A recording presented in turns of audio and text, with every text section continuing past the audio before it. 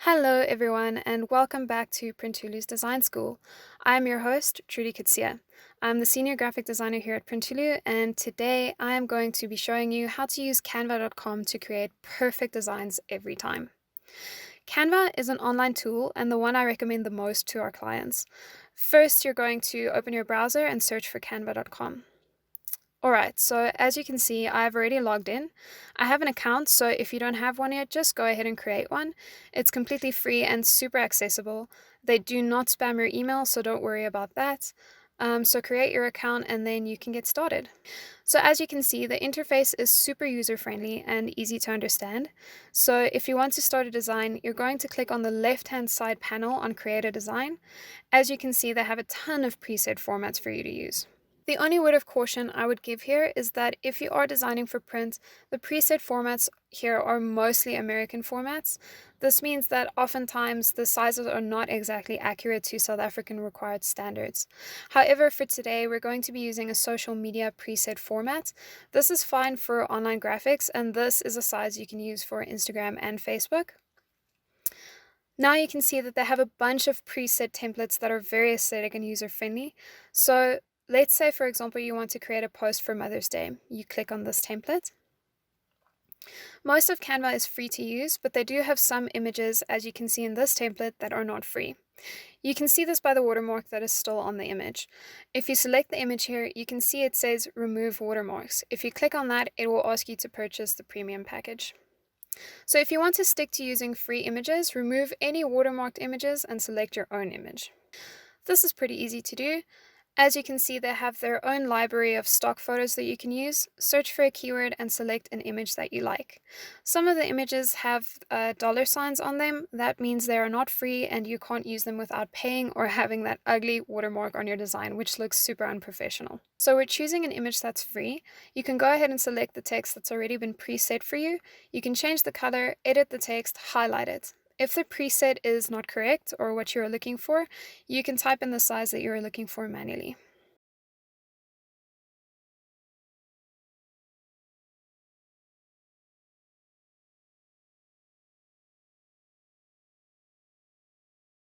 You can also change the type of font that you're using.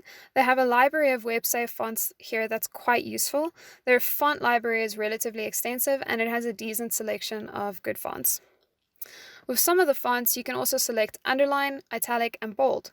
You can change the alignment of the type, add bullets, add numbering, change letter spacing, and line height. Line height, for those of you that don't know, refers to the height between two lines of text, so this will help you keep your text legible. You can also ungroup your elements and regroup them so that they move separately or together. You can also change the transparency of your elements.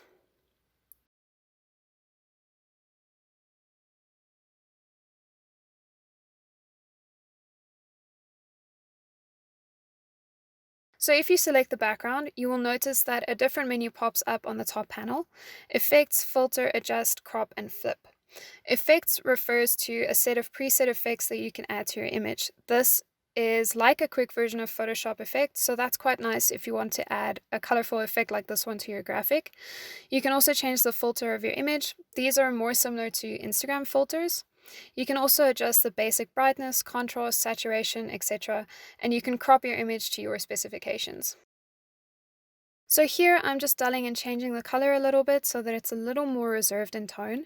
So one thing I really want to recommend is to play around with these tools to see what each does. I know that if you're new at design, it can seem quite scary. Canva is the perfect way to learn and see what each setting does in real time. It's also super easy to reverse a setting if you're not happy with what you've done. So you really should not be scared of playing around and teaching yourself what the terminology means. This is why I always recommend Canva to beginners who are still learning the basics. It's a very rewarding tool because it's very hard to create something that's not good if you use the templates to build off of. I also know a few professional designers that use Canva when they're under a tight time crunch.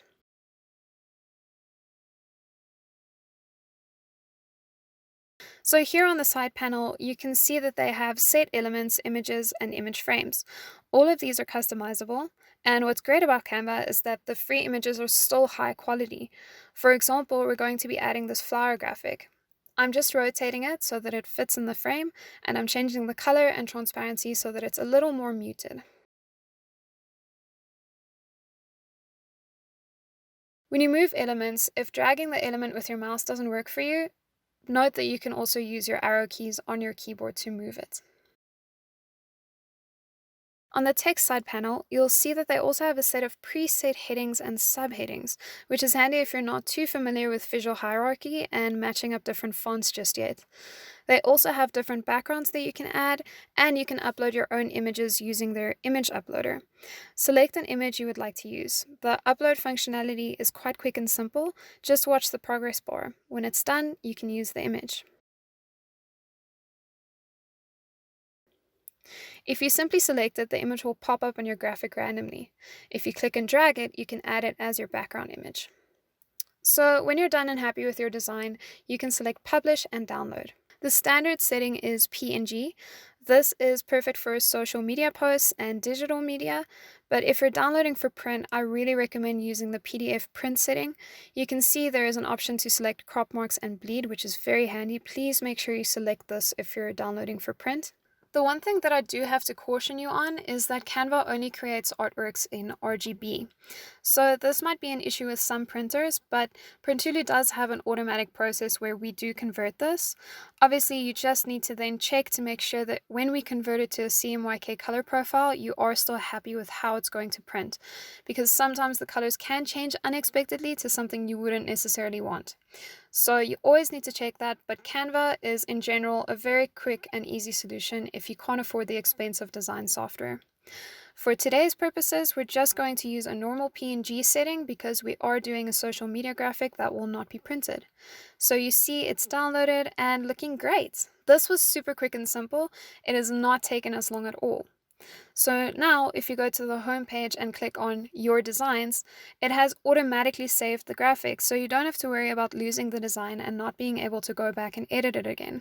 Now here we've used a preset template, but if you want to create a custom size, I recommend doing this for print because you need to be sure that your design is exactly the right size. Otherwise you are going to be having artwork problems. So you click on Create a Design and select Custom Dimensions. You can change the measurement preset. As you can see, they have pixels, inches, millimeters, and centimeters. If you're creating a graphic for online use, it's best to stick to pixels because that is the measurement that we use when we're doing work for digital media. My standard go-to size for Facebook graphics is 1200 by 624 pixels. But if you are designing, for example, a business card, Printulu's standard business card size is 9 by 5 centimeters, so you can set that here and click Create. Voila! It automatically opens templates you can use in that size. Great, so that's been my quick rundown of Canva today. I hope this has really helped you. If you can't afford expensive design software, this is a great alternative. Obviously be aware of the RGB versus CMYK color space difference.